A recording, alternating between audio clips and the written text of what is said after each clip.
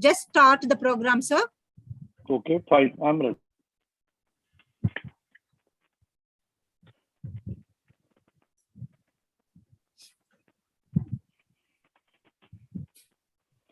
Can I show my screen also meantime, so we save time?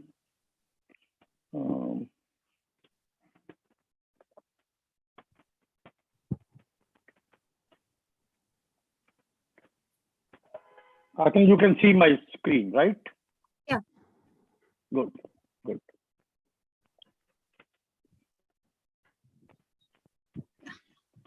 Intelligence, quotient, and success. A new paradigm for gender equality for a sustainable tomorrow. Yes.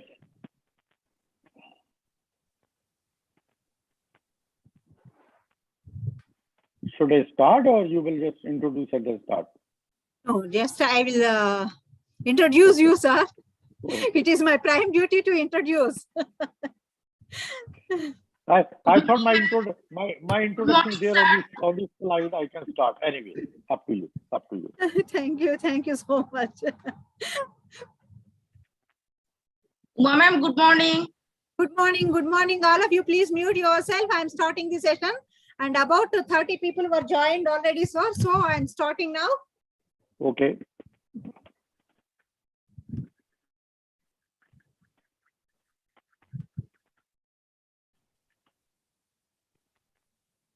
Good morning to you all.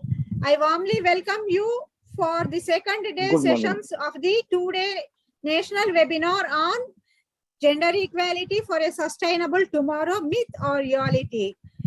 Actually, I know that still we are fighting for the gender equality, and in the same way, today I attended a power walk also on behalf of our university. Our university has conducted a power walk by inviting eminent personalities and involving them in the power walk. And we just, along with the students, we walked around the streets of Tirupati and had a power walk and to create awareness among the people about the importance of the gender equality in the society. So we are asking for equality, not to overcome. We must be remember of this, and feminism is not only a revolution but also to bring the attitudinal changes among the society and to bring the equality so that we can reduce the atrocities against women in the society. That is the motto of Power Walk, to create awareness in the society, what we did today. So that is already is over. Now let us come to our business. Before starting the program, it is my prime duty to thank our university authorities, Professor D. Jamana Garu, Honorable Vice Chancellor, and Professor D. M. Mamata Garu, Registrar, Sri Padmavati Mahila Vishwavidyalayam, and Professor T. Bharati, Dean, School of Social Sciences and Humanities and Management, and our head, Professor G. Sandhya Rani, Head Center and Department of Women's Studies, Sri Padmavati Mahila Vishwavidyalayam, for extending their cooperation, support, and encouragement constantly to us in organizing various programs in the not only in the name of International Women's Day, but also on behalf of the Women's Studies Center, and more of our extension activities are being conducted for bringing awareness among the community, and also to bring the attitudinal changes at the community level, and also the training programs at the community level. So I must be thankful to them, and my foremost duty is to extend my sincere gratitude and heartfelt thanks to Professor N. Chadha, today's resource person, and who is readily accepted my invitation to speak on the occasion. And he is dealing with the internal emotional quotient and success, a new paradigm for gender equality for a sustainable tomorrow. And soon after I asked him, he immediately suggested the topic and helped me a lot in getting the topic more relevant to the present day context. Thank you so much, sir, for being with us, and my pleasure to and it is my duty to introduce him to this elite group. Professor N.K. Chadha is a former professor and dean, international relations and chairperson at Manav Rachana International University. He is the former professor and head Department of Psychology, University of Delhi, former director and head Department of Adult Continuing Education and Extension, and chairman Board of Research Studies in Humanities and Social Sciences, University of Delhi, Delhi. For 5 consecutive years, he was the panel of judge for PM's Trophy for the steel industry and the task force member of Performance Management Division of Cabinet Secretariat, Government of India. He was the senior consultant to UNDP on career development. Professor Chadha has been teaching in the Department of Psychology, University of Delhi since 1982. He has authored several books which are used as textbooks in many universities in India and abroad at undergraduate, postgraduate, and research levels. Some of the publications are Applied Psychometry, Aging and the Aged Age Challenges to Indian Gerontology, Think Before Getting Grey, and Recruitment and Selection, Organizational Behavior, Human Resource Management, Social Psychology, and Counseling Skills, Knowing the Self and Others, and Arts and Sciences of Parenting. He has also co-authored the book with John Van Willen, University, Kentucky, USA, entitled Social Aging in a Delhi Neighborhood. He has been conducting many ongoing research projects with foreign universities and has carried out a number of majority interdisciplinary and collaborative projects. He has published more than 120 articles in various scientific national and international journals, which are often quoted by other researchers. He is on the management bodies of many institutes in India and abroad. He was invited by the UN to attend experts group meeting held in UN headquarters on family issues. He was traveled extensively, almost all the continents he covered, the countries such as UK, USA, Spain, Hungary, Sweden, Malta, Germany, France, Canada, New Zealand, Hong Kong, Australia, Singapore, Taipei, Japan, UAE, China, Colombia, South Africa, Philippines, and Vietnam. He is involved in development of standardized psychological tests for many multinational companies and public sector companies for the purpose of recruitment and selection of middle and higher management levels. He has developed many psychological instruments for assessment at the individual and group level for the purpose of research and selection of best career for an individual. He is one of the leading psychometricians in India, and his book on applied psychometry is widely used by the students and practitioners of research of psychological assessment. Professor Chadha is the president of India Career Development Association and also the president of the Indian Association of Positive Psychology. He is also the former president of the Asia Pacific Career Development Association, Maryland, USA. Recently, he has been awarded the National Career Development Association USA Presidential Award on 28th June 2017 at Orlando, USA, and Global Practitioner of the Year 2015 on June 30th, 2015 during the annual conference held at Denver, USA. Recently awarded Lifetime Achievement by the Asia Pacific Career Development Association during its annual meeting held on 22nd May in 2019 at Vietnam. And also recently awarded Iconic Award in Psychology on 24th November 2021 by Indian Association of Health Psychology during their international conference held at GBU Noida. Presently working as Chief Psychometrician, Mingler India, and Advisor cum Chief Psychometrician Well. Recently has taken up the responsibility of President, International Career Coach Association, USA. And thank you so much, sir, for being amidst us and being a resource person for today's program. And I must be very thankful to you and handing over the session to you for the onward comments, sir. Please take over the session.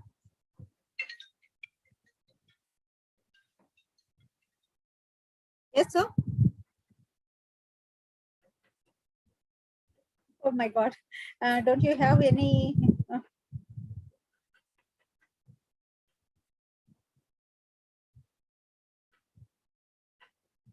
Okay, okay. You can just extempore talk. You can give me.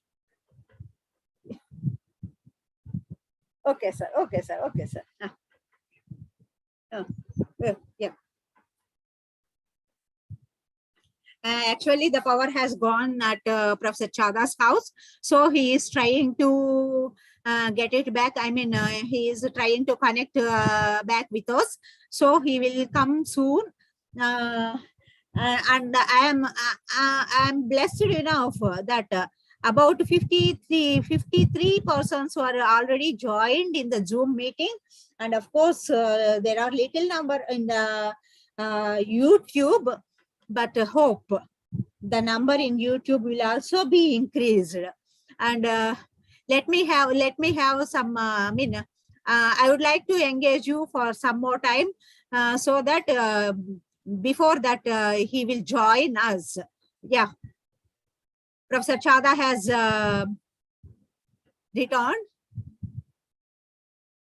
Yeah, he is trying to connect the audio, and he will be back within few minutes, and he will deliver his lecture to us. And I really hope that you will enjoy, because intelligence quotient or emotional quotient are most crucial in maintaining the tempo and what you say, harmony in the society, which will be very useful for us to sustain ourselves, not only to sustain ourselves also, and also to maintain our self-confidence level and self-esteem levels. This is my opinion. I don't know how you feel, but everything we must think positively, and we must feel that we will bring the attitudinal changes among the society, and so that we can retain our esteem, self-esteem, and also we can bring the gender equality at the society. Yeah, Professor Chada has came, and now he will take over the session. Still your audio is not audible, sir. So let me check. Hello, hello. Can you hear me now? Yes, you are audible. Just for a moment, Of course, it will be so. Okay, Sometimes. okay. So sometimes this technology is more powerful than us, as a speaker, So I'm back. So should I start, Umaji? Yeah, you can start, sir. Okay. Good morning to dear colleagues and participants for attending this webinar on emotional quotient and success, a new paradigm for gender equality for sustainable tomorrow. And the title of this today's program, or this program is basically, title has been coined by the Education Ministry, in fact, Gender Equality for Sustainable Tomorrow. I have some issue with this topic,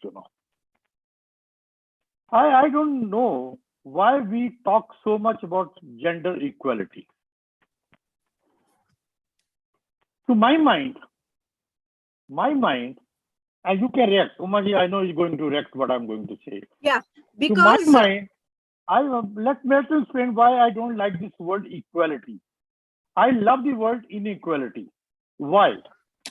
Because till today, on gender, the male population to be taken as superior than the female population.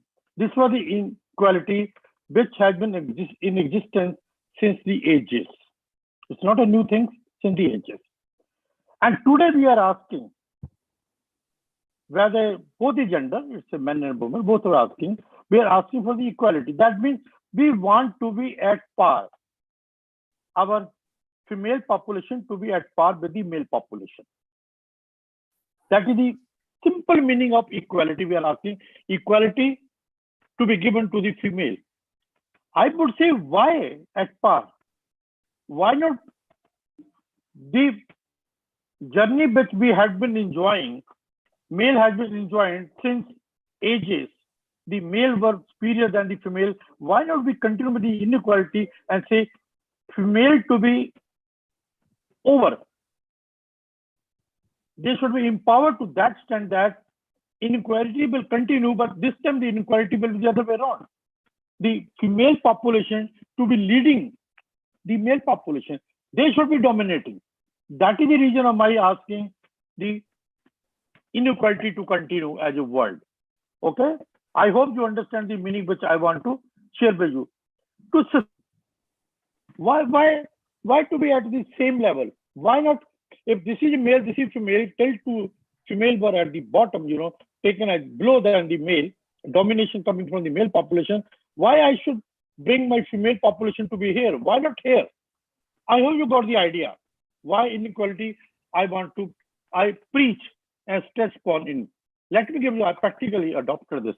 Let me give you an example, And Delhi University, where I worked for about 38 years in psychology, I had supervised 65 doctorate theses in Delhi University, 65 doctorate theses. And of the 65 doctorate theses, there were 61 were female candidates. They did most successfully. There were only 4 male out of the 65.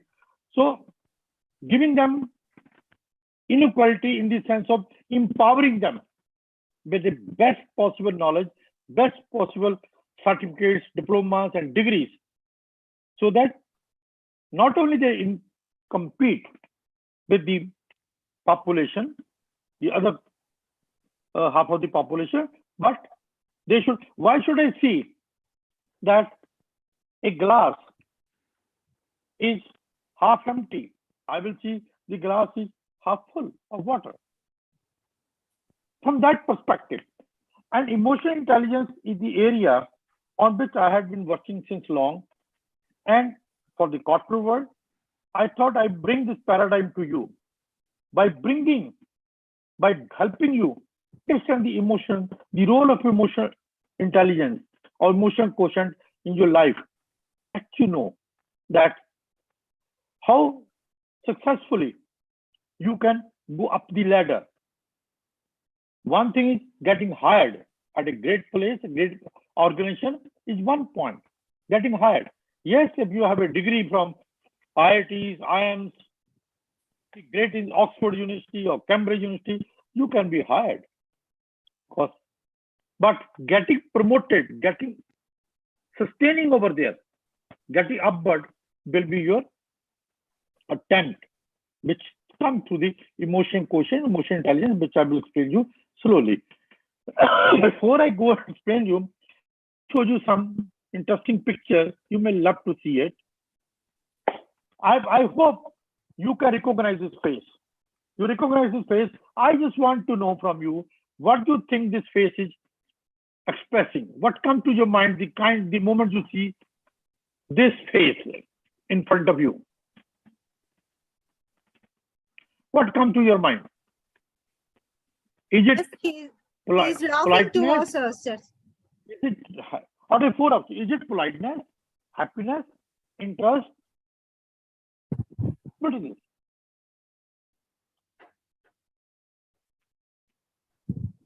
If we meet first time, we laugh with each other. That type of smile is in his face. This face is Eyelid muscles parameters tighten of around which- eyes pouching. Yeah, eyelids and the lips are the 2 elements of the face which show this face is showing happiness. Okay, let's see what this face is showing to you. Embarrassment, sadness, amusement, shame. What comes to your mind the moment you see this face? Amusement. What?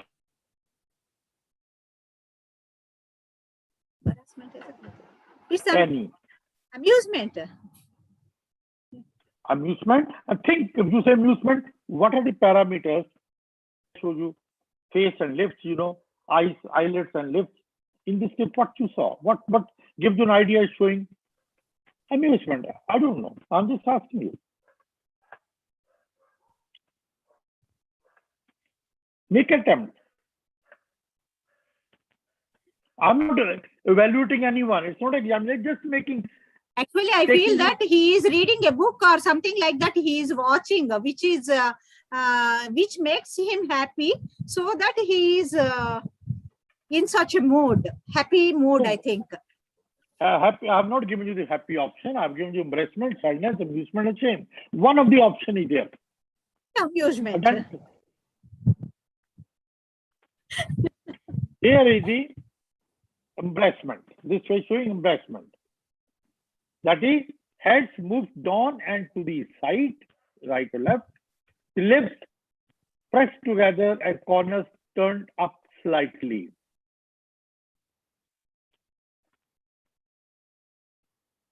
Okay, no problem. I'm happy you are in a journey with me. Let's see this face. What this face is expressing to you? What's showing? Is this face is indicating compassion, sadness, anger, and interest. Compassion. Compassion. Okay. Anyone else? Don't shy. I think interest. If you don't want to say, just write on the chat. My chat is open. Right. What do you see?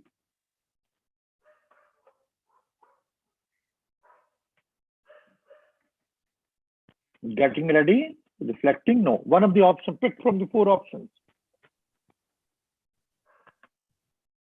Interest.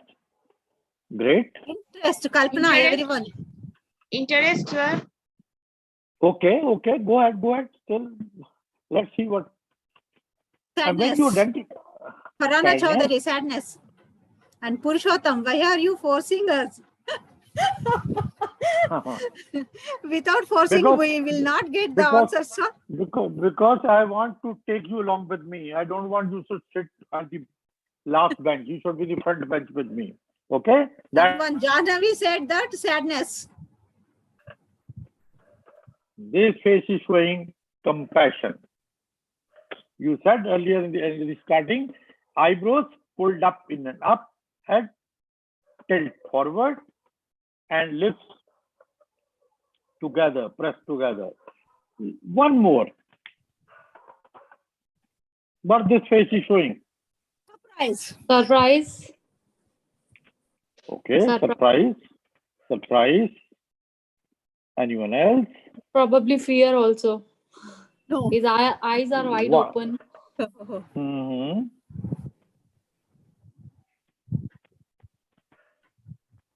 So please, if the eyes are open like this, don't take it the person in fear. Then you're misjudging the person. This face, No, you said it's initially, only surprise, you said. sir. Surprise. Only surprise, yes. This face is showing surprise. With eyes, eyebrows, and upper eyelids rise up, and mouth opens as jaw drops.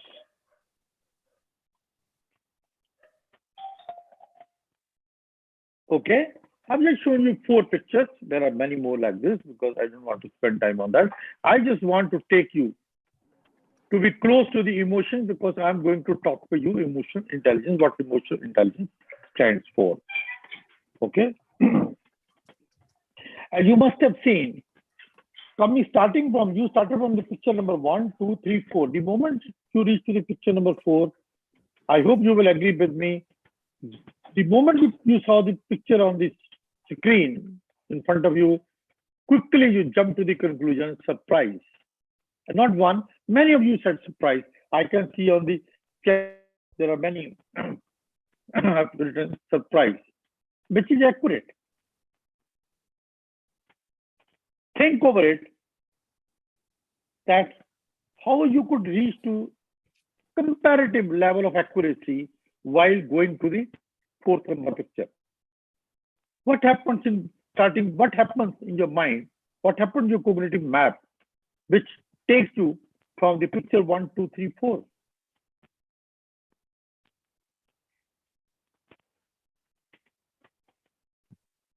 And somebody said, these gestures affect about the emotions and the wants to inform about the emotional intelligence, or emotion quotient or intelligence. interchangeably. Yes. I hope my friend understand it's not forcing, it's just taking you to the journey so that you can reach to the some, but not, I'm not saying 100, in such a short time you will reach to the 190%, 80% accuracy, maybe 20, 30, 40% accuracy in your judgment. Okay, let's see what emotions are. Emotions are internal conscious state that we infer in ourselves and in others. You're talking about woman inequality. I respect the topic, so I don't respect you. I do the inequality, but I told you the logic why I said. I want to see them. That part of the population should drive now. The others. And not only drive, but sustain. Driving is easy. It's not that difficult with some effort, but sustaining on that speed is a big challenge. And I hope this emotion paradigm may help you to understand how you can drive as well as sustain on that. So it's an internal conscious state that we infer in ourselves, in other people around you. So first focus is on ourself. So that's one element. Emotions are private experiences. They are not public experiences. They're private. They're experienced by an individual. The feelings are what one experiences as the result of having emotions. It means the kind of churning which is done in the stomach. That are nothing but the experience of the emotion experienced by an individual. Embracement, sadness, anger, disgust, happiness, indifference, so on and so forth. There's so many emotions. But we use operational definition because we cannot actually see emotions. So what I've done in the earlier 4 slides, I have tried to give you some features of the face. That means I tried to operationally define, not I. See, globally, this has been tried to be defined, these emotions of sadness, embarrassment, sad, and so on and so forth, anger, or fear, whatever. We infer, what we do, we infer only observable behavior, what we see associated with the emotions. We can see only that, but they are internal conscious states of the person, the experience by the individual, those emotions. And they're private experiences which are confined to the individual, but you can understand the emotions very well once you start understanding your own emotions. Then, because emotional intelligence belongs self and the other along with that. And what emotional intelligence is? Emotional intelligence is intelligent use of your emotions. How intelligently you can use your emotions to handle the situation at hand. Some of the situation will follow. Emotional intelligence is about being heart smart, not just look smart. It's not your physique. It's not your dress sense. Dress is important, no doubt. But it's not that. But it's what you say is taken seriously, is heard very intelligently by the other person. What's coming from you. Emotional intelligence is not about being nice all the time. It is about being honest with your emotions. Emotional intelligence is not being touchy feeling. It's not touchy feeling. It is about being aware of your feelings and those of others. Again, I brought the element of self as well as the others. Emotional intelligence is not about being emotional. It is about being smart with your emotions. That is the emotional intelligence. But to make it much brief, the emotional intelligence is the ability to recognize your emotions. Self came over here. It is your ability to recognize your emotions, understand what they are telling you. Understanding what they are telling you and realize how your emotions affect the people around you. That is relational management. So emotional intelligence is nothing but understanding your emotions, what they are trying to communicate to you, what message they are giving, and then how your emotions can affect the people, your family members, your colleagues, your students, people on the mall, wherever, on the public transport, wherever you come across, understanding your emotions and what the message they are giving it to you, and then how they are affecting the people around you, with whom you live. That's the crux. But in a simple 2x2 matrix, I will put this definition, is there are 4 components of emotional intelligence.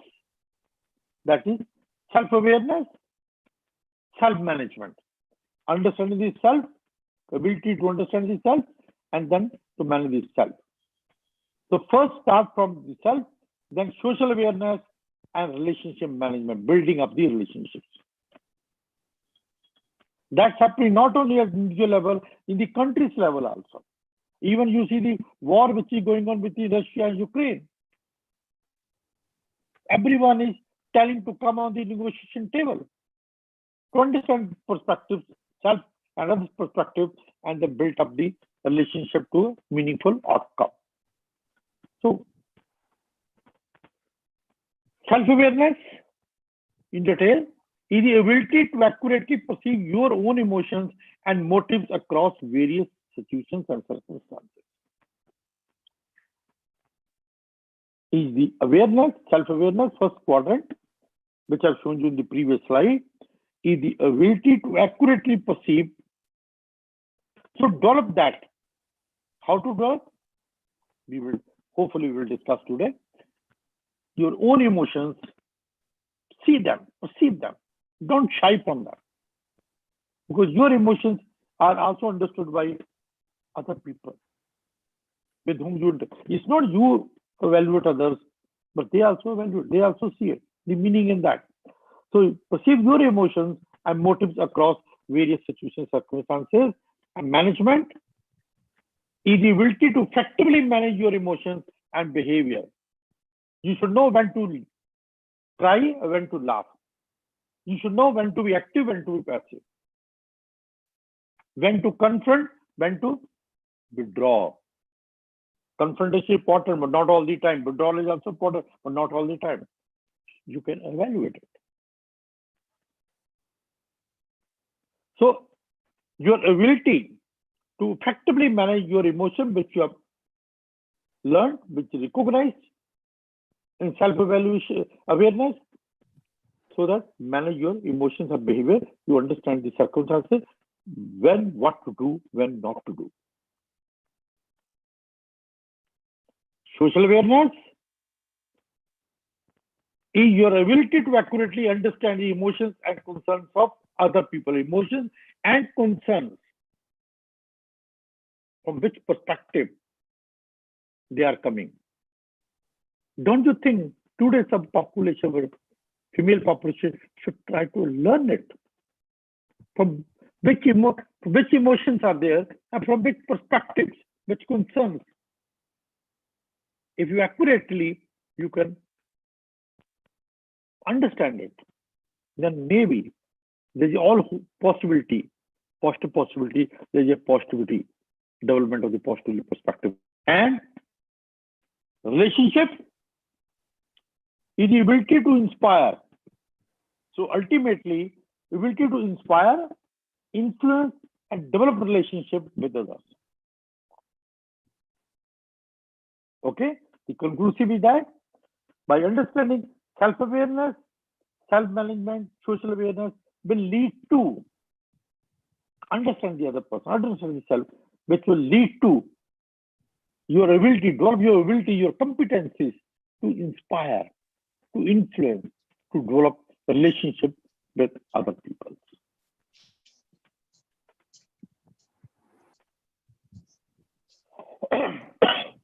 What do I need to become successful? Do I need a high IQ or EQ?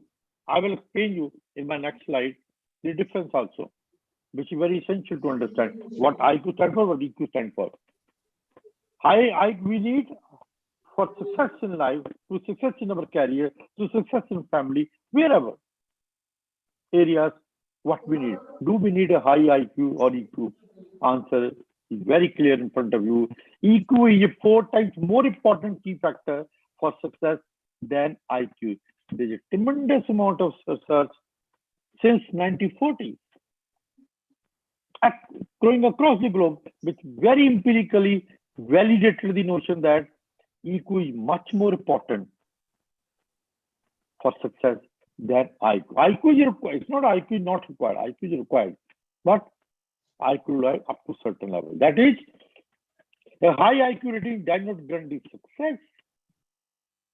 A typically brilliant, if you are a graduate from IIT of the country or Harvard University, that does not mean you will be successful in life. Say, for example, I know my statement, some of you must be thinking what I'm making a statement, but I will prove my statement. Say, for example, you are a Harvard graduate and I hired you in my organization because you are a graduate from Harvard or ISI, Indian Science Institute, one of the reputed institutes in this country.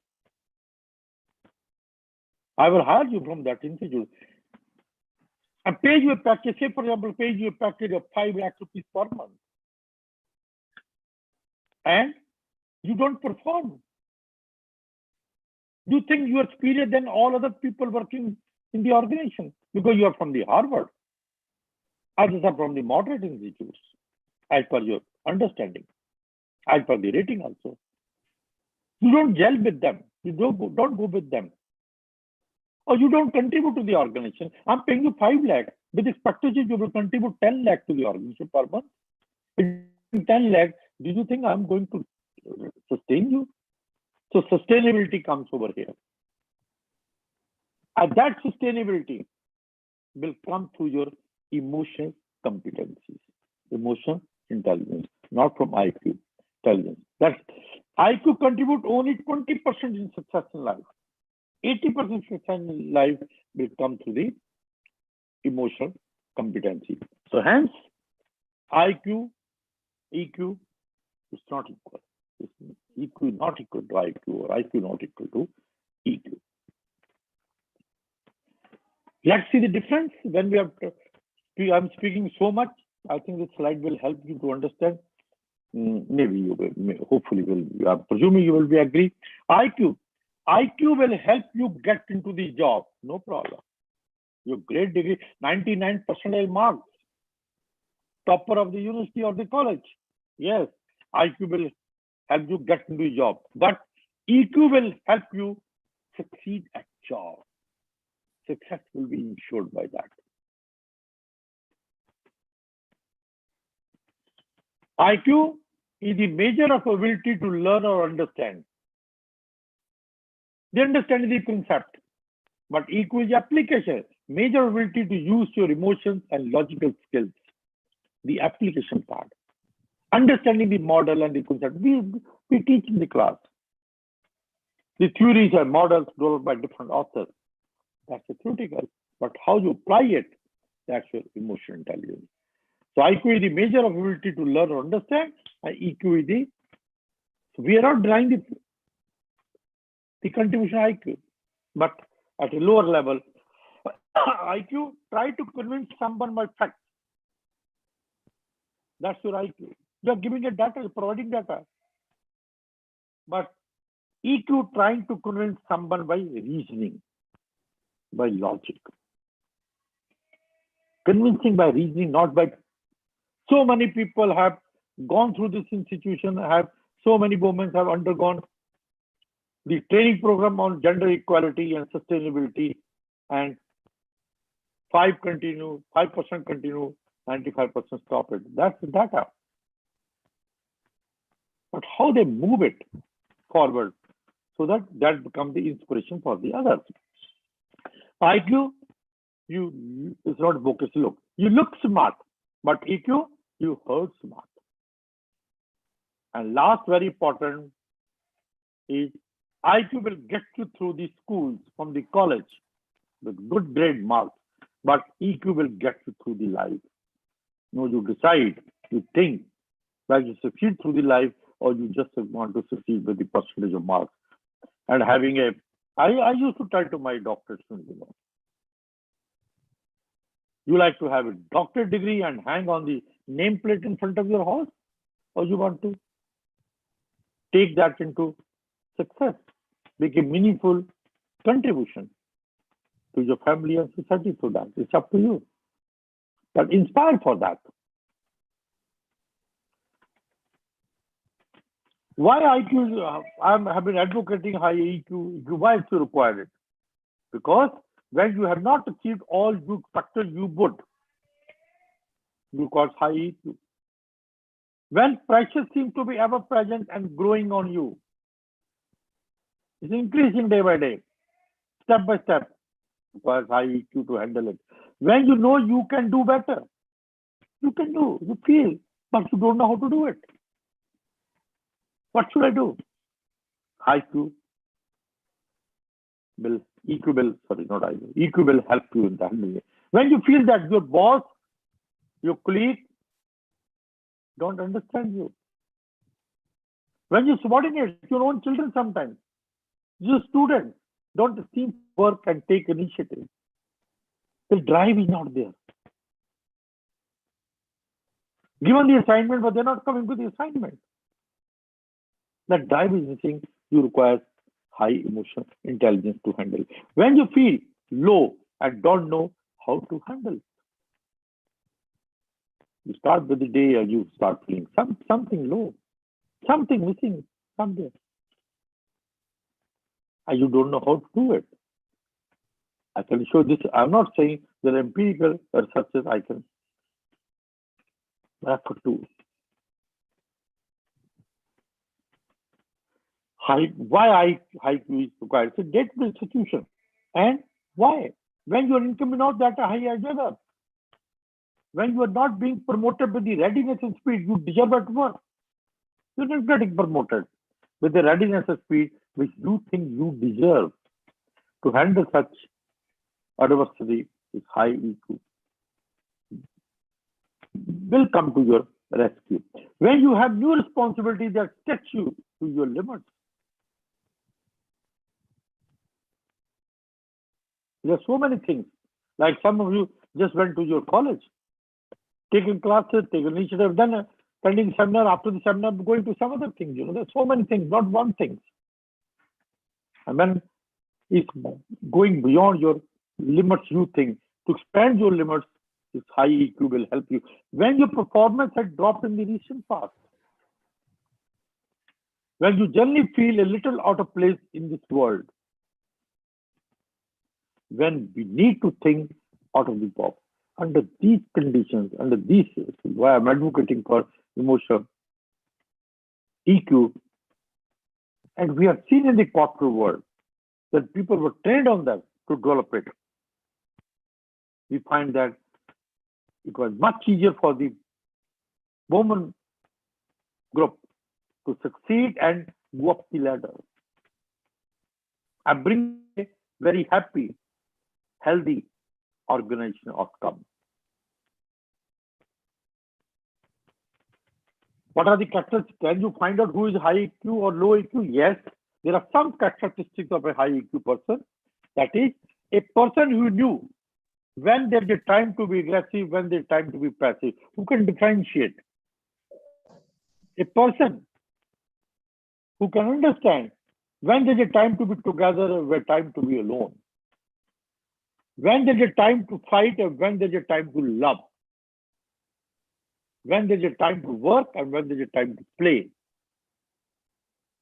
A time to cry, a time to laugh. A time to confront, a time to withdraw. A time to speak, a time to be silent. A time to hurry, a time to wait. Just my request to you, choice is yours. Just keep any person in front of you in your thought process and evaluate that person on these parameters. Can you identify him or her whether he is high EQ person or not. Factors with low EQ, I will share later. Just keep anyone. Just think over it. Is that person knew when to be aggressive, when to be passive? Is this person understand when to be together and when to be alone? Is this person understand the time to fight, a time to love? Or always fighting, always loving you? A time to work, a time to play. Just on these parameters, just think over it. This will give you some experiential outcome. Or not, maybe about, if you like, you can do on yourself also.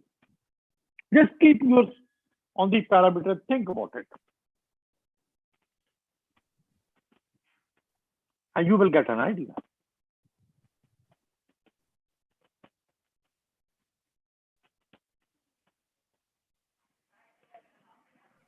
Can you? Yes, no? Maybe on the chat you can write yes or no?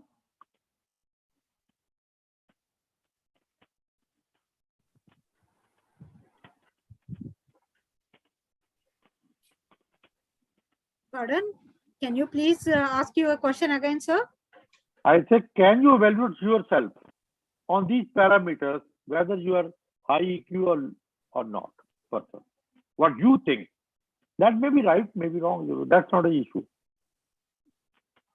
Sometimes it will be possible and sometimes it may not be possible, sir. And Depending upon the circumstances. Most of the circumstances, what happened?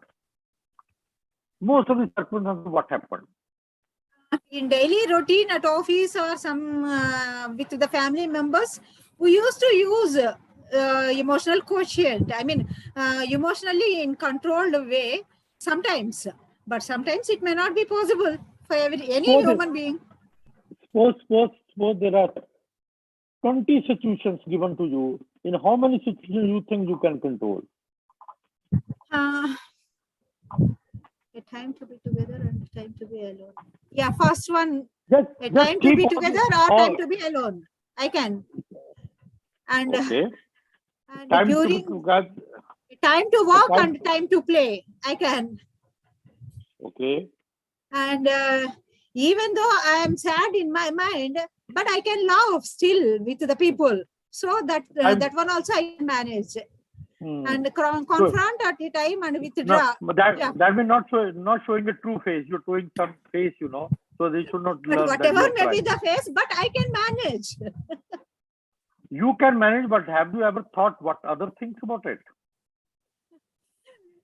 So far, nobody has recognized what is going on in my mind. You know, if the moment I start telling what's going in your mind, if that's a negative, you are going to give justification. It's not true. Agree? Yeah. Agree, disagree, agree. If I still insist, I said, no, Maji, no. Whatever I interacted, it's like, again, that's again negative thing. I'm insisting again, you will say, no, Roxada, you have not understood me. No, this is not true. If I further insist, what you will do? Mostly what happens, you withdraw. You withdraw, thinking there's no fun going in argument with him. If you don't understand, let him not understand. Okay? So that's creating a, so never start with a negative approach. Always start with a positive approach. The moment I tell, say for example, I try to identify some of the good strengths in you, good points, you know, with a very positive points, with a positive psychological connotation, you will like it. Not only like it, then you will say, Dr. Chadha, you know what I noticed in my last interaction with you are the following qualities in you. So then you start up. Then if I further continue with the conversation, I hope you will agree, you people will agree with me. If I again contribute positivity, you will also find positivity. But a situation will come when we build up a trust. Always try to build up a trust. And once the trust you build up, you love to listen negative things from a person on whom you have a great trust. You will not like to listen negative things from a person with whom you have a mistrust. Or sometimes it happens in our life also. We say, oh no, he or she feels jealous, you know. I don't bother for him. I put a force on that, just I don't bother. The moment I say don't bother with the pressure, with the more weightage, let me tell you psychologically, you care for that person the most. It's not that you don't care.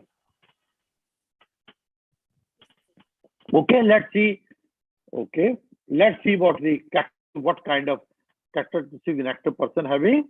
A person who invariably makes comments. If only I had a different job than what I have today. If only I had finished university degree from Harvard or ISI Bangalore or Delhi University. If only I had handsome and beautiful. If only my spouse had stopped smoking or drinking. If only I had been born rich in a multi-million family. If only I had better parents than what I have today. If only I had married someone else than the person with whom I am married. So these are the characteristics of a person who always keep on making complaints. If only I had something. Whatever he or she got, not satisfied with that, but want something.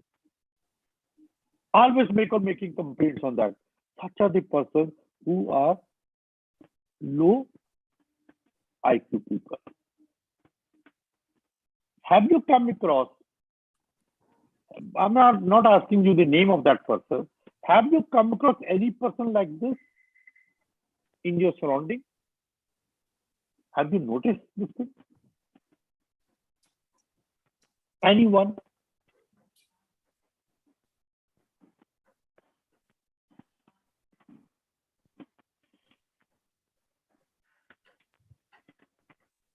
Have you noticed anyone the surrounding in the others who I'm talking? The third component of the emotional intelligence. Have you come across any person? Yes, I Feel can that see one. these Yes. aspects will promote negativity among the person, which is not Right. at all useful for Mhm. balancing his emotions. Have you come across any? My question: have you come across anyone who often make these kind of statements? If No. only I had it. No, Hmm? I never had such questions in my mind. Not a question. Any person? Have you come across any person? Have you come across any person like this? I'm not asking the name of the person. That's not important. Yeah, sometimes What we I'm meet. doing, I'm Sometimes we trying. meet such persons, but we should not take their attitudes into our mind. I'm not saying that thing, Umaji. I'm not saying. I'm just asking a simple question. You are going further. I'm asking simple question. Have you come across? Have you Yeah. noticed? Yes. Have you noticed that person? That's Yes, my sir. issue. And Yes, sir. also my question was, have you noticed a person which having a characteristic of a high EQ, which I've explained you in my previous 2 slides? So you can recognize a person just keeping your mind open, whether he or she is or high EQ or low EQ person. If he or she is high EQ, then these will be the consequences.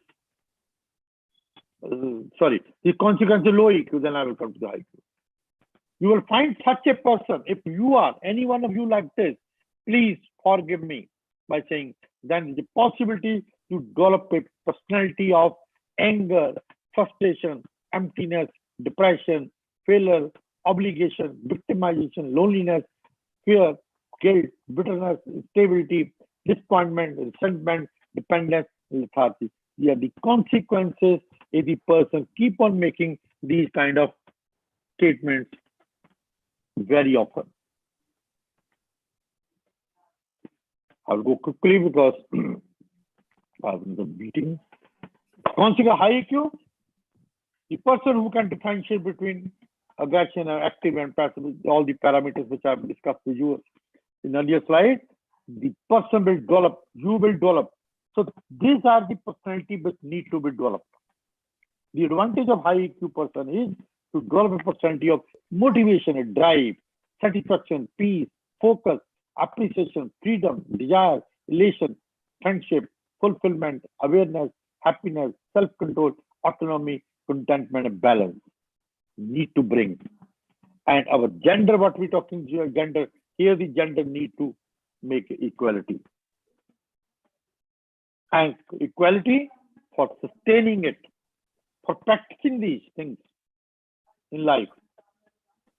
So I don't have the time, that where I can give you proper training for that. Otherwise, training generally I conduct for 3 full day session on this, each parameter, how to do all the parameters through experiential assessment. But I'm just giving you parameters. This is focus. My focus is not this.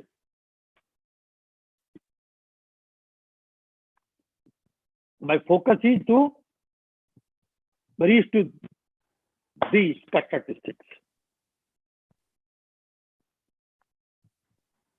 If not today, no problem. It's a journey you have started. Over the period, you will. Why not?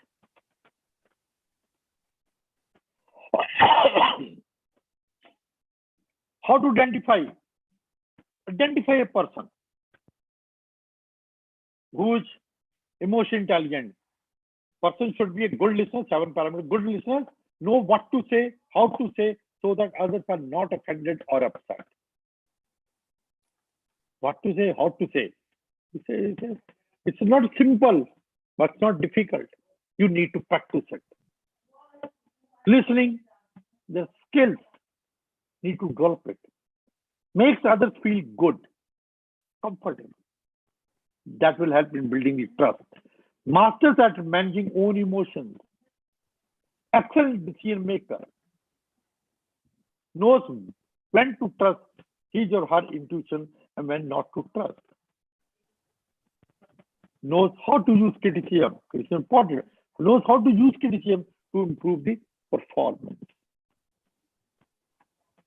In short, people with high emotional intelligence are normally successful in most things they do. Most things they do. They knew how to sail through the career, the life, not the school, not the college. Schools and colleges are okay. That minimum basically required. University Grant Commission asks students for doctor 55% marks minimum.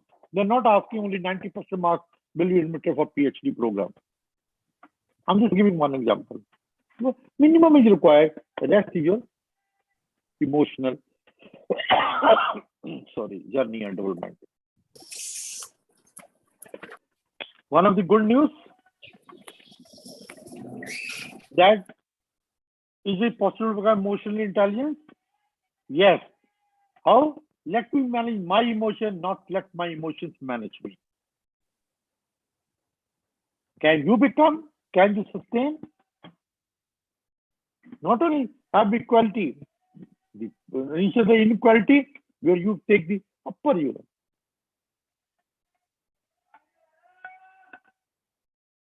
So you think to reach to the 10th step, probably you definitely will reach 7, 8, 9. When you start thinking of 5 number step, probably you may be a step 1 or 2 down. So let me manage my emotions and not let my emotions manage you. There are 6 quick pointers I'm giving you for this. That is, to become emotionally intelligent, observe how you react to people. Do not rush to judgment before you know all the facts. Do not stereotype. Look honestly at how you think and interact with others. Try to put yourself in their place and be more open and accepting of their perspectives and needs. Make honest observation about how you react to people. Second, look at your work environment. Do you seek attention for your accomplishment? Is it that? What are you want recognition? Is it that? Think over it. Humility can be a wonderful quality, but it does not mean that you are shy or lack of self-confidence. That's not humility. Give others a chance to shine. Allow others. Put the focus on them. Do not worry too much about getting praise for yourself. It will come.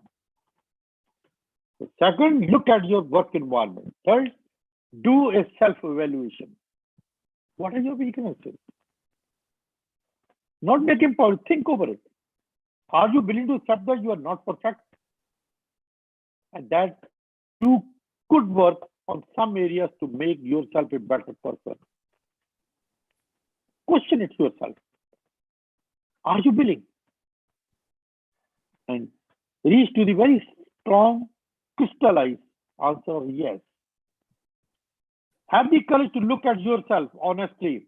It can change. Choice is yours.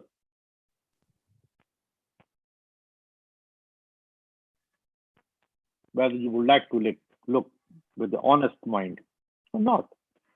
Or always try to show a different face in the outside. So do fourth one. Examine how you react to stressful situations. Examine what happened. Once some stressful situation comes, do you become upset every time there is a delay or something does not happen the way you want? Is it like this? Think over it. Do you blame others or become angry at them? On the head of the institution, on the dean or whatever, or students coming late? Is it like this? Do you blame others or become angry at them? Even when it's not their fault. Keep your emotions under control when things go wrong. Not every time you will have goody.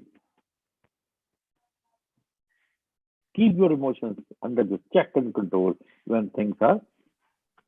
The moment I switch on, for example, today, when Umaji gave my introduction, my light went off. Never went off. I never saw it. I immediately gave a call to her. I told her this, but I say, okay, let me try through my smartphone. I will try, but my difficulty will be I may not be in a position to give the PowerPoint, but definitely I will speak. But the light came.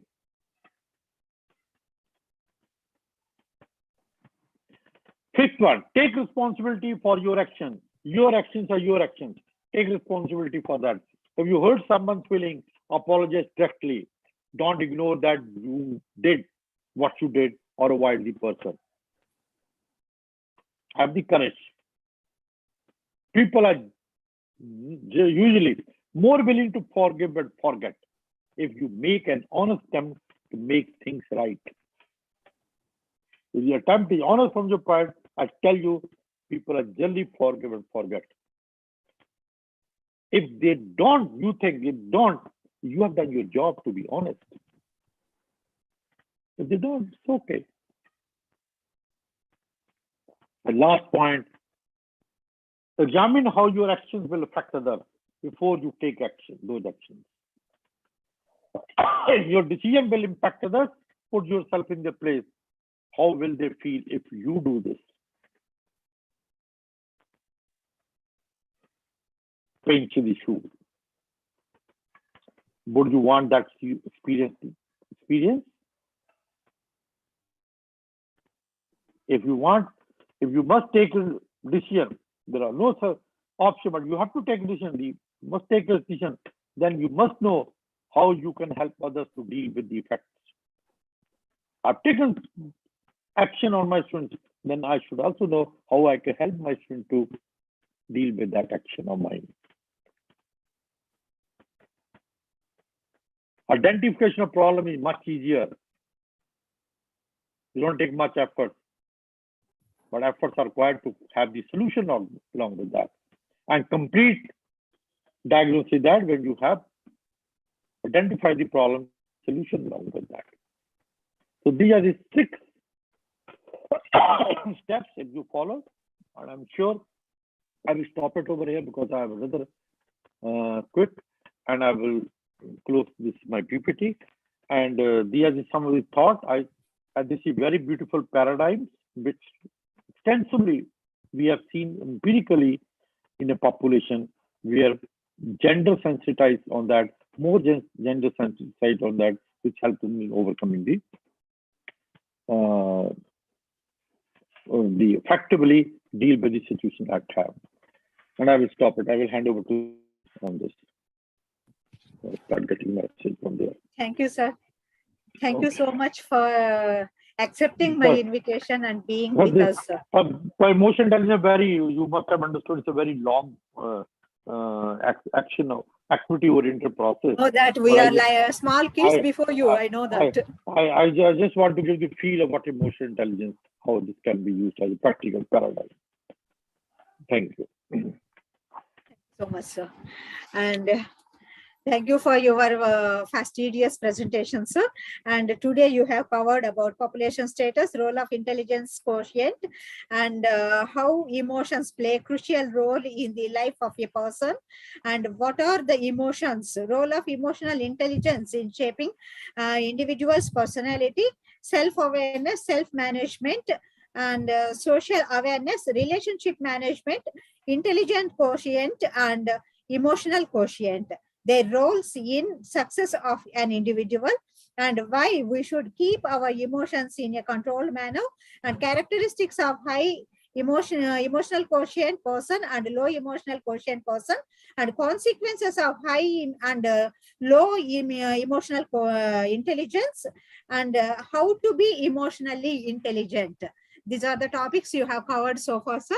And within this short period, you have covered almost all the things, and how these emotional quotient and emotional intelligence will be helpful in achieving the gender equality. We can apply this and in our daily practice, so that let us hope for better society and gender-friendly society in in India. Thank you so much, sir. Thank you. Thank you. Sorry, I'm leaving, because I have another meeting during meeting. Yeah, I know that you are having a meeting, another meeting at 11 o'clock. So thank you so much. मैं बहुत सी आभारी हूँ मैं. No, please, I love it. Thank you, sir. And now it is my pleasure to introduce our second resource person, Professor Purnima Jain, Head, Department of Sociology and Political Science, and Dean, Faculty of Social Sciences, Dayal Educational Institute, Agra, to you all. And hope, let me check whether Purnima, let me ask her whether she has joined or, and I will introduce you. Please wait.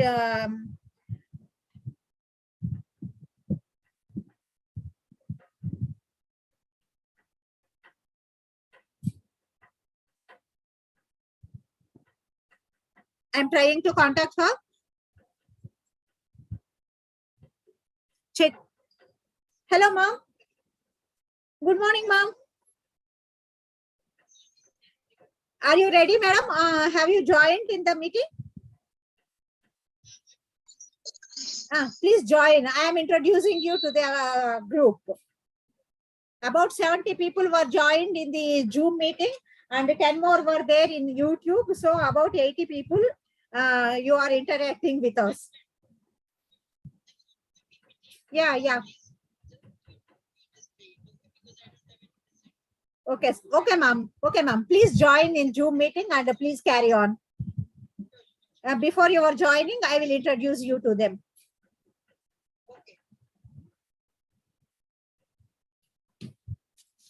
Yeah, she had to join and she is about to join. Before her joining, I would like to introduce her to you all.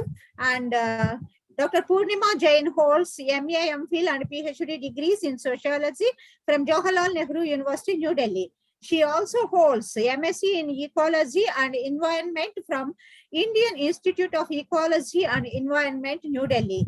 Her teaching interests are social change, sociology of development, sociological theories, sociology of religion, and sociology of thought.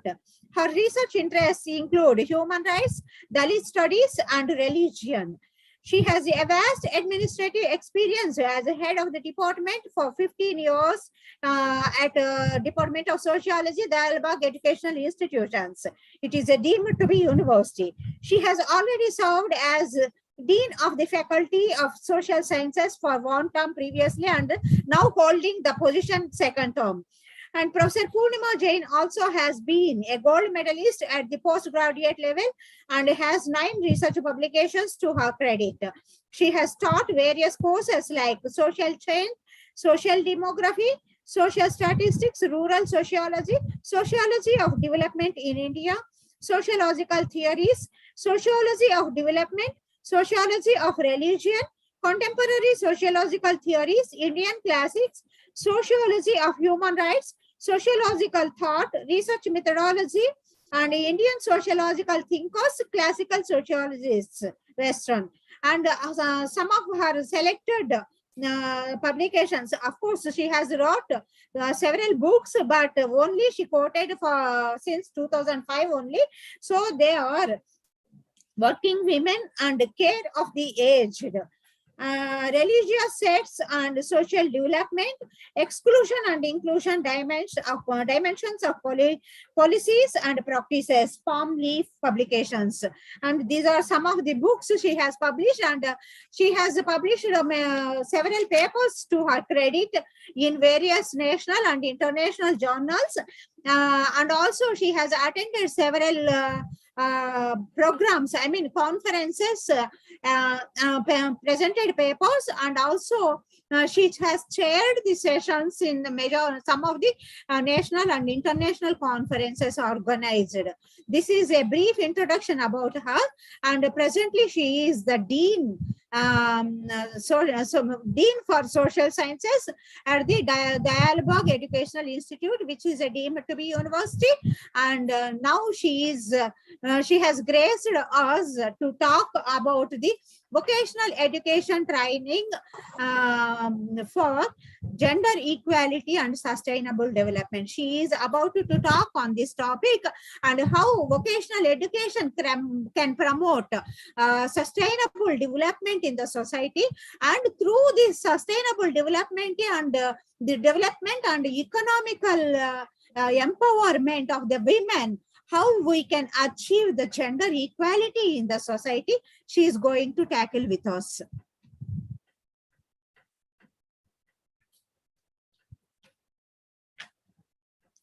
Now the session is about to Professor Purnima Jain.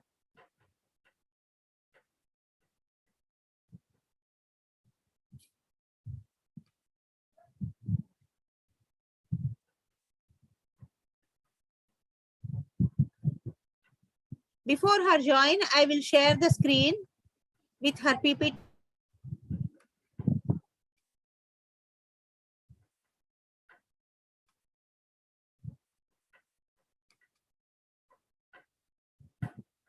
Yes.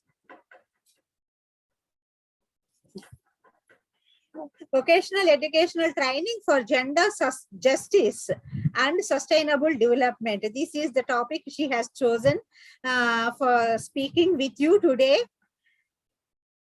And as you know,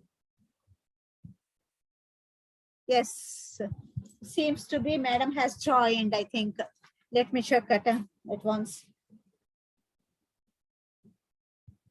Chaitanya? Yes, madam. Please check whether Professor Purnima Jain has joined the session or not, please. Meanwhile, I will engage the people here. Okay, so madam. that they won't, they don't turn back. Actually, majority of the departments in the universities under the extension activities or the academic activities or the supportive academic activities, they are organizing some vocational training programs. Whereas I was in, when I was in adult and continuing education departments, the University Grants Commission has funded all the programs of the adult education departments. So, during that period, majority of the universities have offered vocational training programs in computers and other vocations such as stitching, tailoring, and some more, soft toy making and hardware training. All these training programs were given to the people, and out of these programs, the government of India has insisted for training the women at most, because the government is very much keen in achieving the gender, not only in achieving the gender justice and gender equality, but also it planned to empower the women economically and in all aspects of life. The government planned to empower the women. Hence, the Government of India has insisted these departments to join the women as the beneficiaries of these vocational training programs. Even the Janasikshan Sanstans, which were Yes, established, madam just now joined, madam. just now joined. Okay. I've Yeah, joined, I will yeah. stop here, madam. And just Sure. now, madam has joined. So I am handing over the session to Purnima I Jain, joined madam. earlier also, but it was through YouTube, so I was not able to. No, actually, I have given you Zoom link Yeah, also. Now I've joined this Zoom link only. Yeah. So I'll start my Yeah, presentation. thank you, ma'am. Thank you, So, ma'am. Please start. Thank you very much, Professor Uma, for giving my introduction. So this presentation is a brief presentation of mine. So actually, we all know why vocational education system was introduced in India, because India is the second largest country in the world, population wise, and we have literacy rate also very low as compared to urban center. Rural literacy is very low, and it is increasing year by year, decade by decade, if you see the censuses. So it was introduced to fill the void between the uneducated and the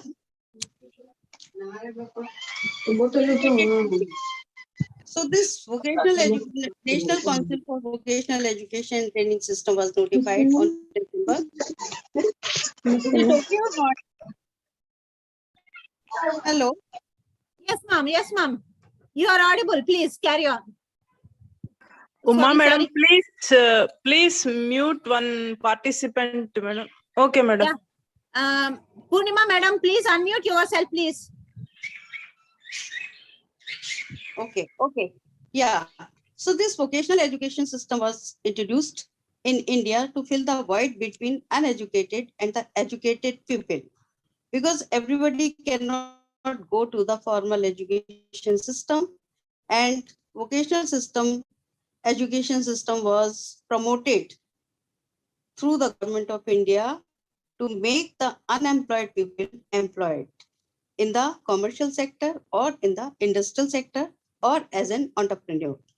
So vocational education is that education that prepares people to work as a technician or to take up employment in a skilled craft or trade as a trade person or artisan. Vocational education is sometimes referred to as career and technical education.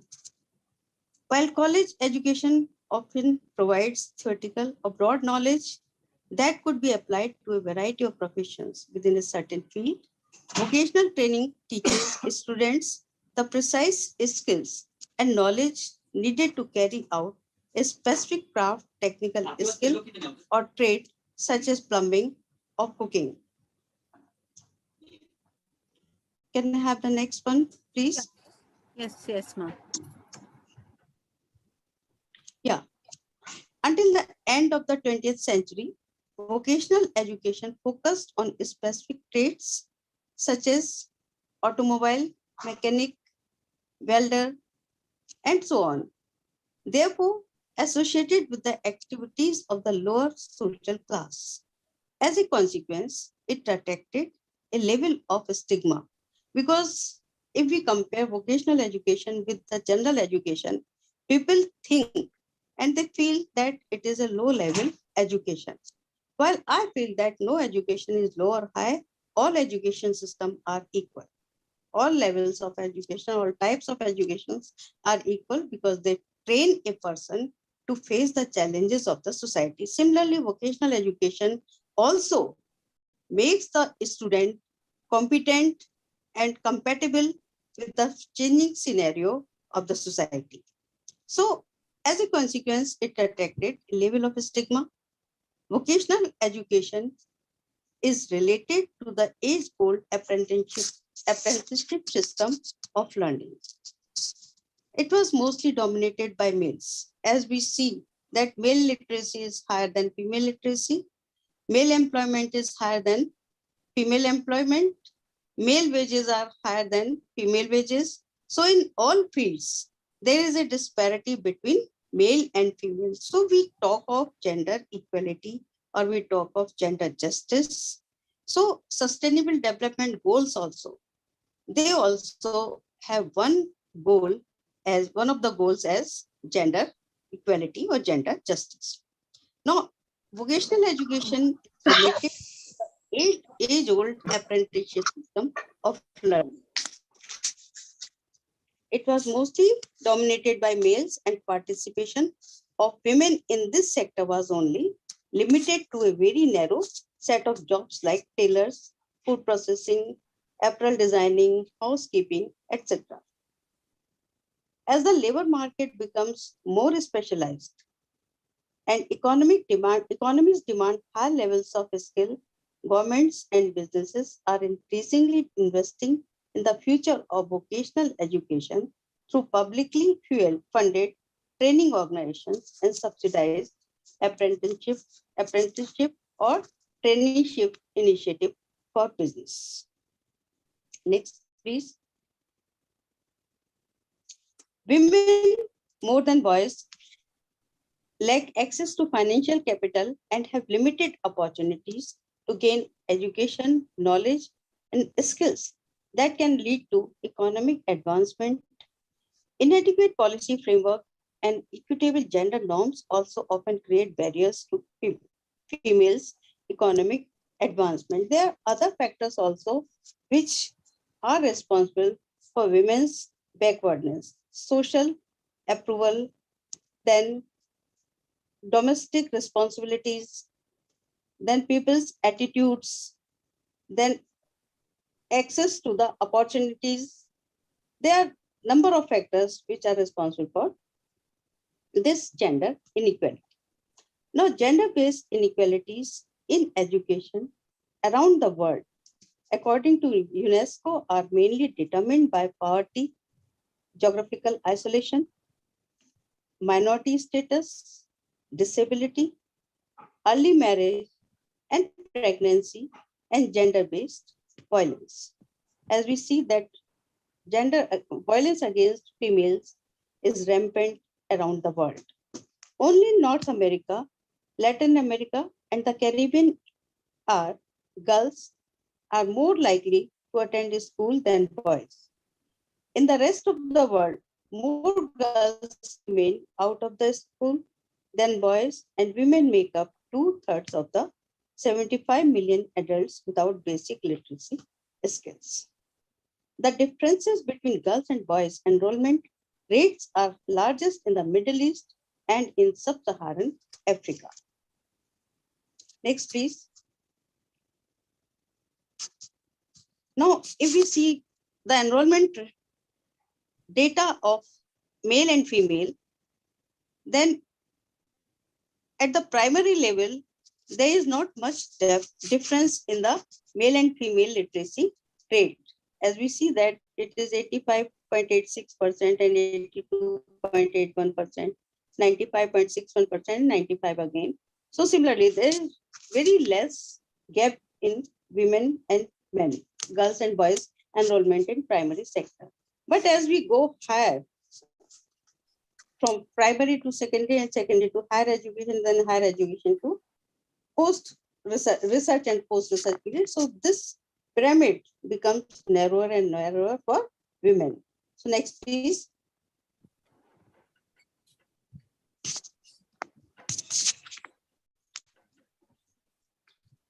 Yeah. So if we see secondary education enrollment rates, here we see great difference in women and men's enrollment in higher education. As we see in Arab states, it is 54.6% for male and 45.1% for female. Similarly, East Asian and Pacific, it is 75.5% and 67.8%. So in all countries, we see there is a large difference between male and female enrollment in education. Next, please. Next, please. Yeah. Now, occupational gender segregation is a worldwide phenomenon that is frequently cited as one of the contributing factors of the gender gaps in earnings.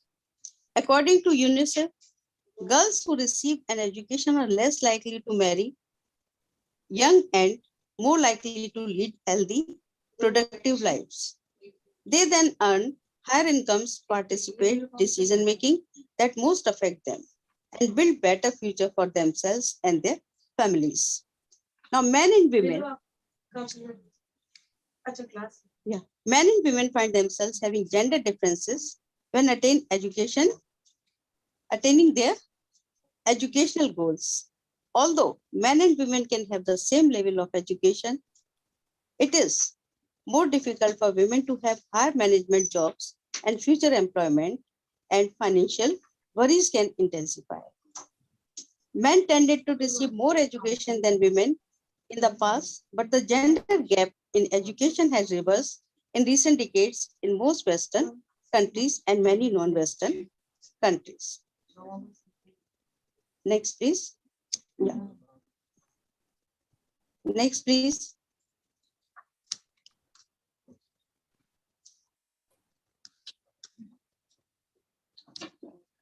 Actually, this you have to, ma'am. I've lost my screen. Yeah. Yeah.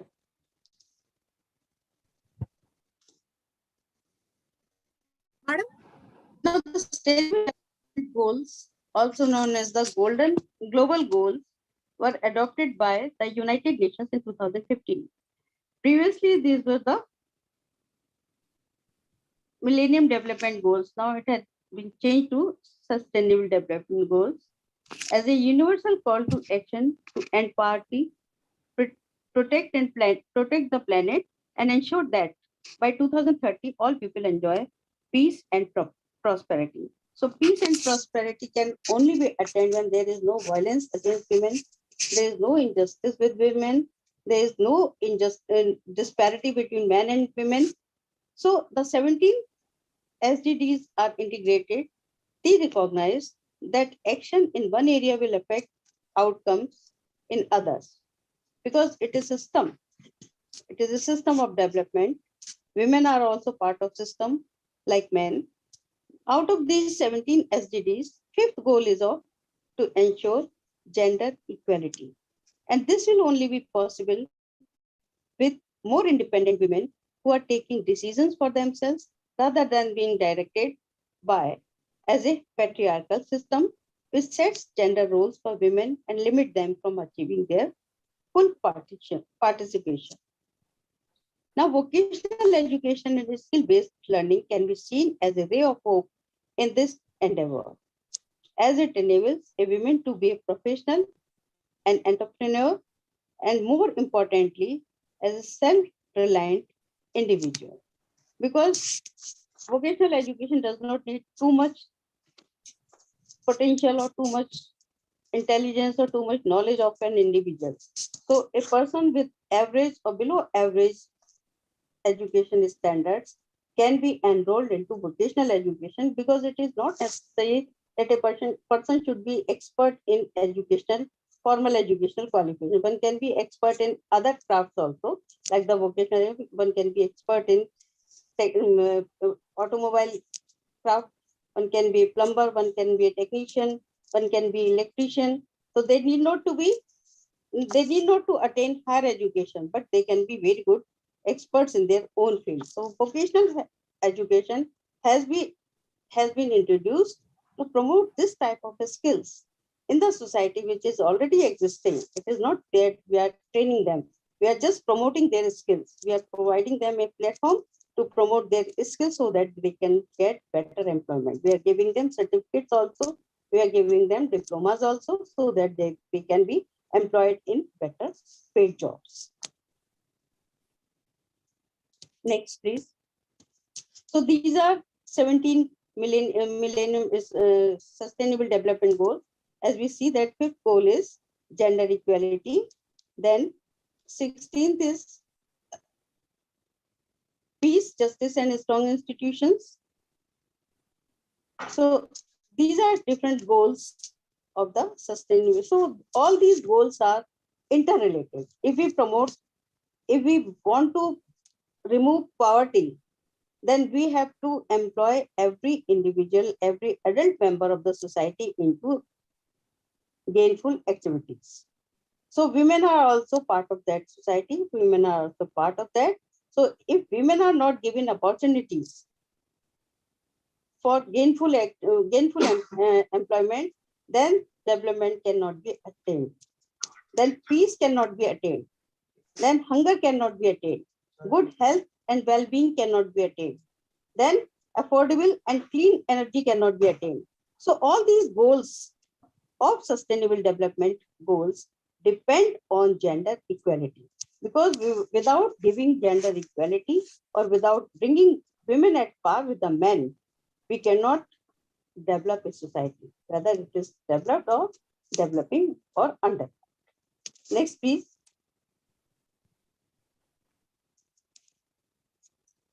Women training under Ministry of Skill Development and Entrepreneurship takes care of providing skill training to women in the country, which aims at stimulating employment opportunities among women of various socio-economic levels and different age groups. Women's vocational training program was designed and launched in 1977 to mainstream women into economic activities. Just give me a break of 2 minutes. बादल मुझे बेटा पानी दे दो.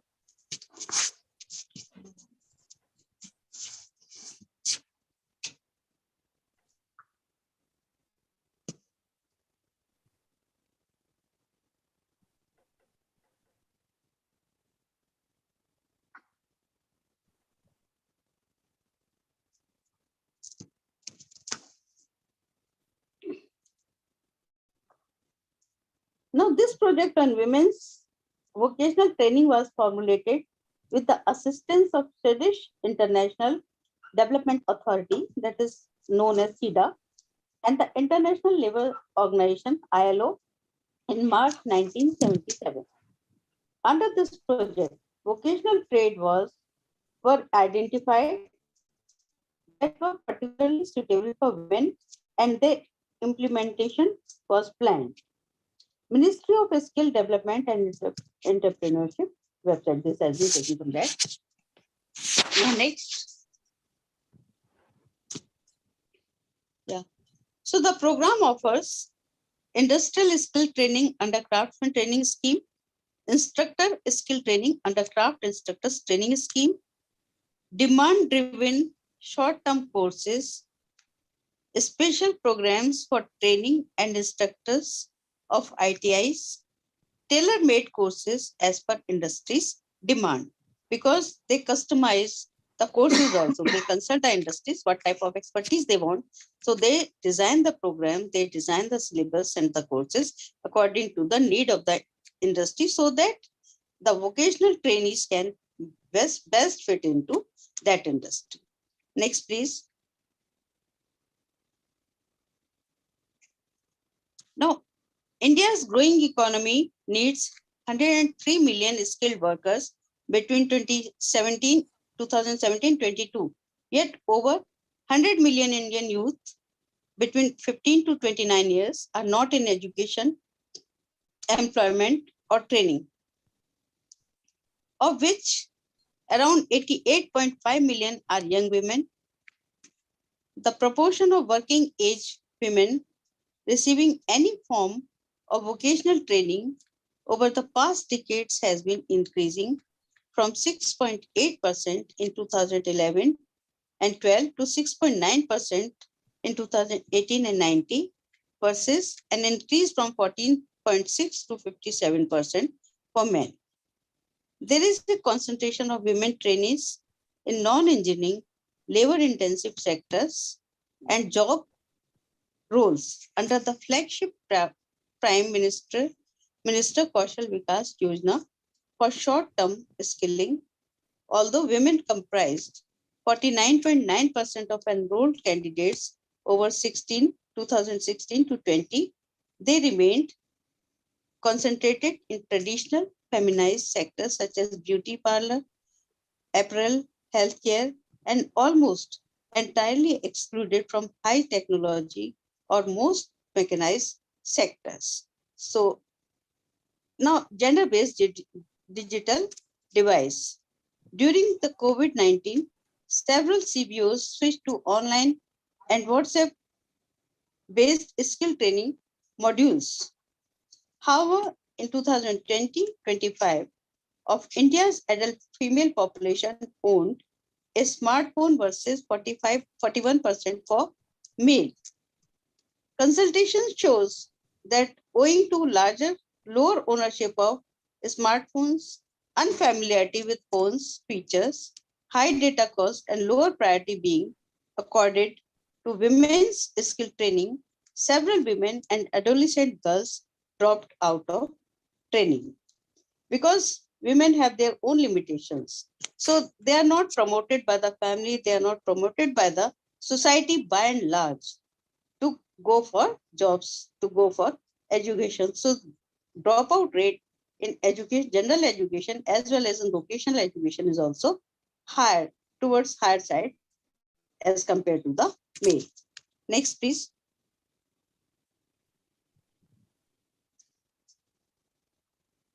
Now, most women in our society are completely financially dependent on their husbands since they usually don't get an opportunity to gain any kind of vocational skill or qualifications. And instead of practicing an income generating profession, they are considered to be housewives. That is their common task assignment is restricted to household work and parenting. This discrimination of women also extends to the job market. Even if a woman is allowed to go for work, the only jobs they can find are in farming, constructing, and tailoring sector, which they earn far less money than men. Now, vocational training has raised women's earnings, rates of overall employment, and rates of formal employment in low and middle income countries. Now, women's business training programs for operators of small enterprises also seem to improve women's employment outlooks, although the evidence is not as strong as it is for vocational training program. On average, the included vocational training programs increase the likelihood of being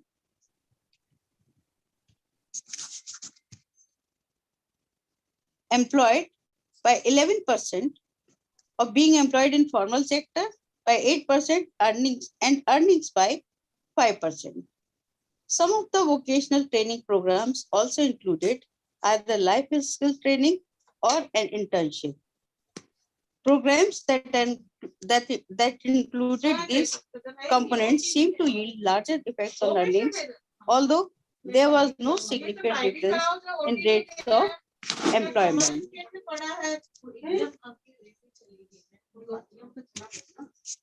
Next, please.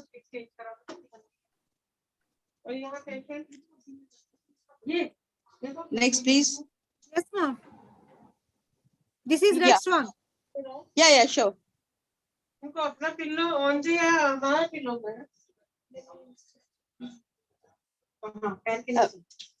Professor Umar, just a minute. Doctors have come to attend me.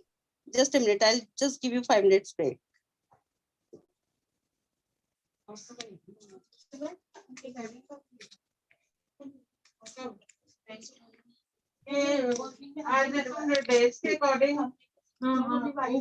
So vocational training programs help women build a wide set of soft skills such as conflict resolution, team building, and communication, which they can use in a variety of jobs. While soft skills may complement, demand-oriented training research demonstrates that the success of vocational training depends primarily on programs, ability to target and help girls develop the actual technical and business skills needed by employers. Women's economic empowerment not only depends on availability of jobs, but also on protective policy environments and community-based support for their entry into the workplace. Now, advocates and policymakers must ensure that laws promote gender equality in the workplace and incentivize employers to create women-friendly environments. Women now make up 34% of the IT workforce in India, with the majority of these workers under the age of 30. So it is a good sign. Now, indeed, the youth of the Indian IT labor force has significantly powered its rapid growth, and the country is now almost at 50-50 gender parity rate in STEM, that is science, technology, engineering, and mathematics graduates. So it is a good sign that previously in the traditional time, women were not into the science and maths subjects. Now in vocational subjects also, they are enrolling more and more, and they are succeeding also better than the male. Next, please.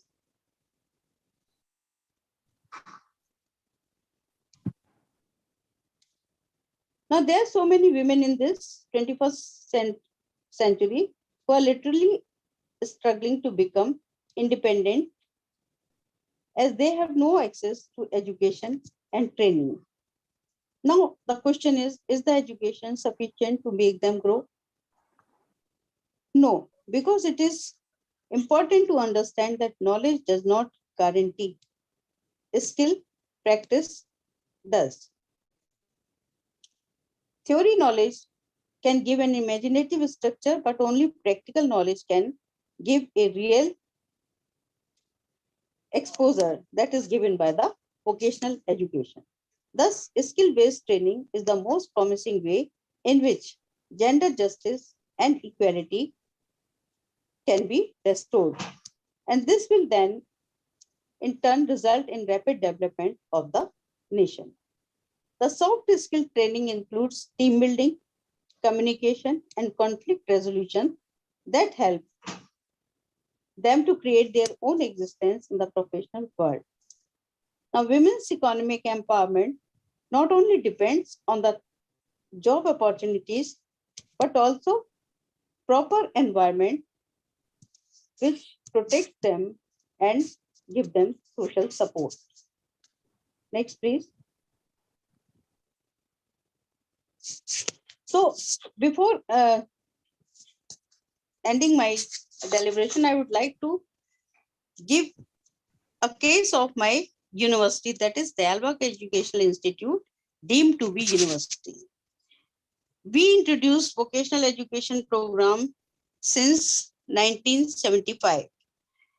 Presently, we have 21 vocational educational programs, which includes science streams and non-science streams. In science streams, we have artificial intelligence, Internet of Things, dairy technology, and in non-science subjects, we have number of courses. So there are 21 courses which are presently running, and there are 3 more courses which have to be introduced from July 2020. And if we talk of women parity, gender parity, then we have 16,000 students in total, where 55% are women. And in BVOC program also, we have more women than men. And women are succeeding more and more. So we have 477 distance and online centers also across the world, where women are also enrolled in all courses, and they are performing so well.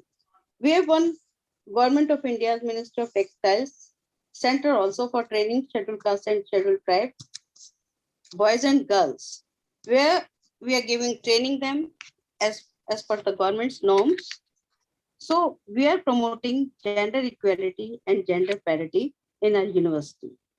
So this is one of the top university in India, I can say, which is executing vocational education in a true spirit. So thank you very much. I would like to invite any discussion, any questions, because I am admitted in hospital. As I told you, I'm on the bed in AIMS. So Understood, ma'am. thank you very much. And anybody who would like to ask any question, I am ready to answer. Yes, sirs and madams, if you have any questions, you are, feel free to ask questions, Professor Purnima Jain, ma'am. Otherwise, you can post your questions in the chat box. Yeah, sure.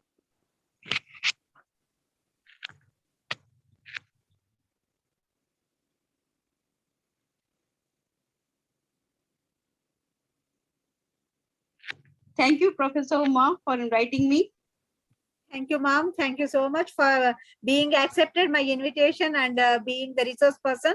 Though you are hospitalized, still you made it presented here, and really you graced me with your blessings. Thank you so much, madam. I committed, that's why I made it.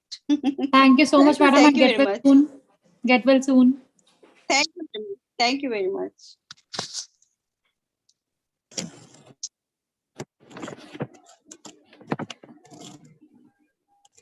Thank you, Purnima Jain, ma'am, for your nice presentation with regard to the vocational education training and the gender equality for sustainable development. Thank you so much. And now I request Dr. T. Chaitanya to propose vote of thanks. Chaitanya? Thank you, madam. And good morning to all. And I would like to express my deep sense of vote of thanks to our administrators of our Vice Chancellor, Madam Professor D. Jamuna, Madam, Registrar Professor D. M. Mamata, Madam, Dean Professor Bharati, Madam, and our head of the center and department, Professor Sandhya Rani, Madam, for their continuous support and encouragement to conduct these webinars. Without their cooperation and encouragement, we can't do any webinar. So we are very much thankful to them. Express my special thanks to our resource persons, Professor Vidya Undurti, Madam, for explaining about gender equality for sustainable development, and also my thanks to Professor Rajesh Sir for expressing his views on perspectives of lifelong learning for gender equality and sustainable development. And my thanks to Professor N.K. Chada Sir, who delivered a lecture on emotional intelligence and success, a new paradigm for gender equality for a sustainable tomorrow. And I would like to express my special thanks to Professor Purnima Jain, Madam. Though she is hospitalized, she delivered a great lecture, and she has done a great job on the topic vocational education and training for gender equality and sustainable development. Thank you, Madam. Thank you very much.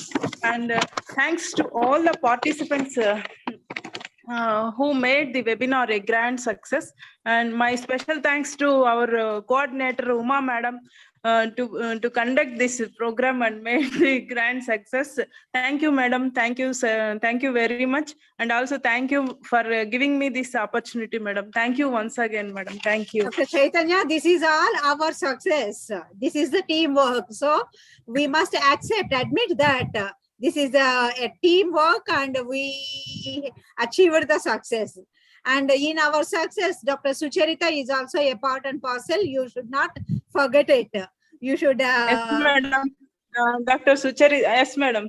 Thanks to Sucharita for extending her services to make the webinars in a grand success, Madam.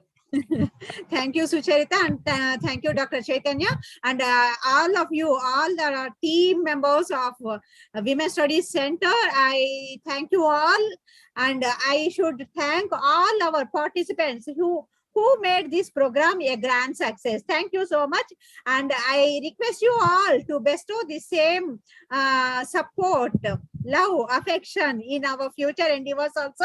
And we are going to post feedback link in the chat box. So I request you all to fill the feedback link, which is linked with your certificate. If you have any problem in getting the certificate, you can contact me over my mail or my phone number. You can contact me and I will try to rectify your problem, and I will try to get make you to get the certificate. And thank you one and all. Sucharita, will you please post the feedback link? It is not Thank you so appearing much, here. ma'am. Please post in Zoom link. Please post it because Thank it is you, not ma'am. appearing. Thank you so much, ma'am, for this wonderful session. And I'm joining from Bangladesh. And thank know you that, so much. Tamanna. Thank you so much. Tabassum Tamanna. Thank you so much. Yeah, inshallah, we will be meet some another day, or we'll be Yeah. meet in another webinar. If possible, I am planning to organize one more, offline program. So that let us hope so. During that time, I will invite you definitely. Inshallah, ma'am. Thank you so much, ma'am. Thank you so much. Thank you for My attending the pleasure. program and making this Thank you. success. Thank you, ma'am. Sucharita? Sucharita, please.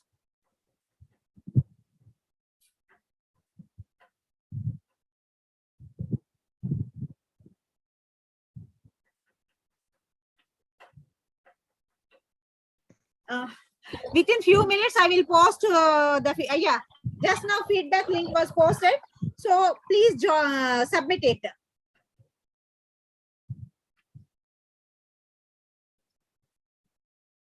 The session will be opened until for 15 more minutes so that all of you can fill the submit the feedback links.